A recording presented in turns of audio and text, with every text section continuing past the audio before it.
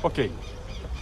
Bom, o ex-presidente Lula hoje reafirmou a sua posição de que não aceita nenhuma barganha em relação à sua liberdade. Ele escreveu uma carta que eu vou ler a todos vocês. Ao povo brasileiro, não troco minha dignidade pela minha liberdade.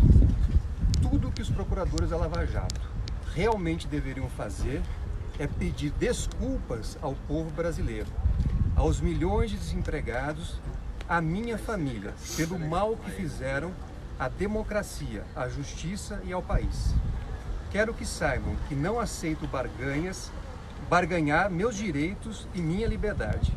Já demonstrei que são falsas as acusações que me fizeram. São eles e não eu que estão presos às mentiras que contaram ao Brasil e ao mundo. Diante das arbitrariedades cometidas pelos procuradores e por Sérgio Moro, cabe agora à Suprema Corte corrigir o que está errado, para que haja justiça independente e imparcial, como é devido a qualquer cidadão. Tenho plena consciência das decisões que tomei nesse processo e não descansarei enquanto a verdade e a justiça não voltarem a prevalecer. Então, esta é uma carta escrita pelo ex-presidente Lula na data de hoje, orientando os seus advogados a respeito da posição dele sobre a questão que foi posta, a questão, o requerimento para que ele progredisse no regime a partir de condições estabelecidas pela Justiça. O ex-presidente Lula não reconhece a legitimidade do processo e da condenação que foi imposta a ele pelo ex-juiz Sérgio Moro e que depois foi analisada em parte pelas instâncias superiores, a partir de elementos coletados pela condução do ex-juiz Sérgio Moro. Então essa é a posição do ex-presidente Lula, agora materializada numa carta que ele escreve para deixar clara a sua posição. Doutor Zanin, na prática, como que vai funcionar isso? Se a juíza pedir ou decretar que ele tem direito ao regime, como que o presidente vai manifestar esse desejo dele de não cumprir as condicionantes?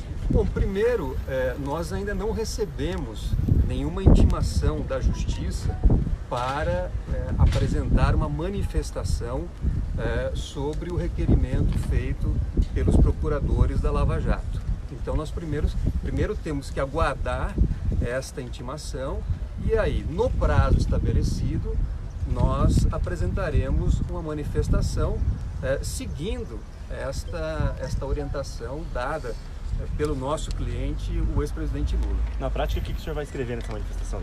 Olha, ainda precisamos, como eu disse, receber a intimação e a partir do momento em que se verificar o prazo cabível para a nossa manifestação, nós vamos apresentar exatamente a posição do ex-presidente Lula.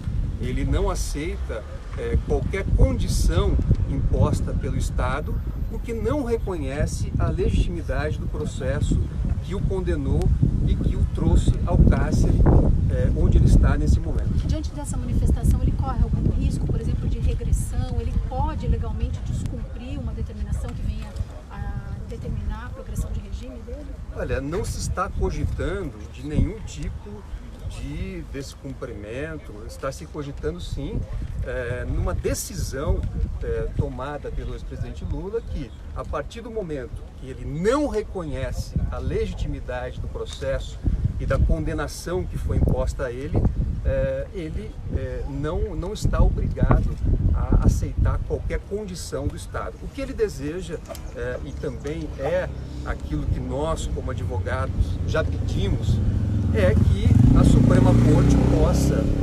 analisar os pedidos que foram apresentados, seja sobre a suspeição do ex-juiz Sérgio Moro, seja sobre a suspeição dos procuradores da Lava Jato, porque isso, ao nosso ver, é o que deve deve conduzir à declaração da nulidade de todo o processo e, consequentemente, ao restabelecimento da liberdade plena do ex-presidente. Doutor, a movimentação processual sugere que a juíza que responde pela execução do ex-presidente vá tomar uma decisão. Ela hoje pediu para que a Polícia Federal apresente a carta de boas condutas do ex-presidente durante o tempo que está preso e também pede um recalco de determinadas questões ligadas à dosimetria. A partir da decisão, se o presidente, por exemplo, não cumprir uma virtual decisão dela dizendo que é para ir para casa, com tornozeleira, sem tornozeleira, com alguma restrição cautelar. A partir disso, se o presidente não cumpre, ele estaria descumprindo a rigor uma decisão judicial. Vocês trabalham com essa hipótese?